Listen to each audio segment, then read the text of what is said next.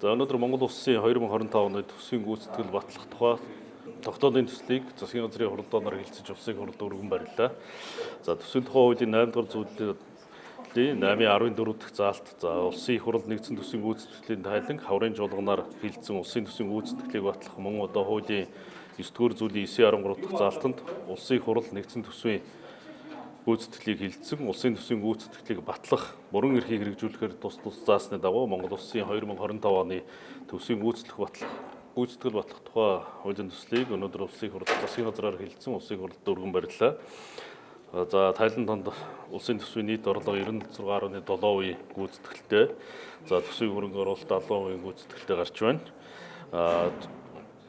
Нийтдээ улсын төсвийн хөрөнгө оруулалтаар 2025 он 613 төсөл арга хэмжээний гүйцэтгэлд 2 их найд 135.4 тэрбум төгрөгийн санхүүжилт, за гадаадын зээл тусламжийн санхүүжилтээр 116 төсөлд 1 их найд 874.9 тэрбум төгрөгийн одоо санхүүжилт, нийтдээ 4 их найд 10.3 тэрбум төгрөгийн санхүүжилтийг 729 төсөл хөтөлбөрт зарцууллаа. За энэ хүрээндээ бол одоо дотоодын 1800 орчим аж ахуйн нэгжтэй гэрээ байгуулан ажилласнаар тайлан хугацаанд 110,000 орчим ажлын байрыг хадгалсан. За улсын хэмжээнд одоо 490 төсөл барилга байгууламж шинээр орсон байна.